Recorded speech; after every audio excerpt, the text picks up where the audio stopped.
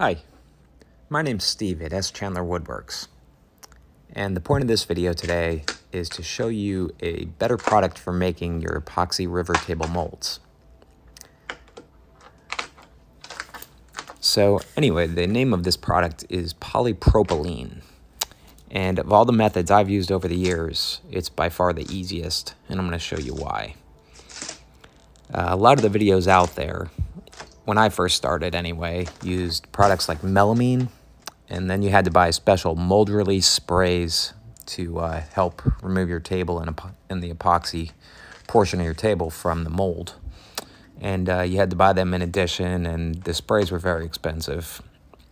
I think a sheet of melamine now at the big box stores runs about $45 to $50 as well. So it's not a small expense for a, maybe you could get 2-3 tables out of it if you really know what you're doing. Another method I'm sure you've seen is to build your entire mold out of plywood or you can use, I've seen MDF, that kind of thing, and what they'll do is they'll tape off the entire inside with sheeting tape, also known as tuck tape. And while both of these methods do work, they're over the long run they're a lot more time consuming, and they also end up being more expensive. So with these polypropylene sheets, what you can do is you can use the same pieces over and over and over again. And you can see here, I'm going to show you how easy this comes off of the mold.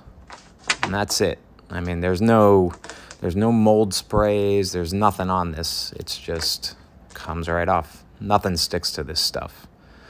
So yeah, it really works well. So what you do is you can order these sheets, and they come in various thicknesses, different sizes.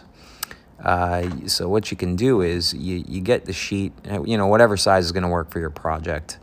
And what you want to do is just, rip off a section. If your table's going to be a 2-inch thick pour, what you can do is rip off 2.5 inches or so, and 2.5-inch rips, and that'll be your side pieces that you can use to form your mold.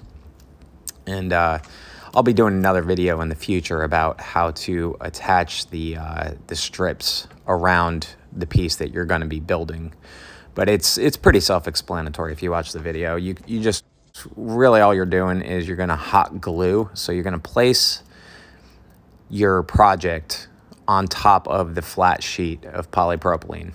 And then you're going to take those sides that you ripped, and what you're going to do is just form them around your piece and then hot glue them to the base sheet of polypropylene. And once that hot glue has cured and dried, what I like to do is take caulk, and you can use silicone caulk. You really can use any caulk as long as you do a good job of caulking over that glue seam. And that will prevent any of the epoxy from running out. Thanks for watching this video. If you liked what you saw, I hope you'll subscribe to my channel and stay tuned for future tips, tricks, and build videos.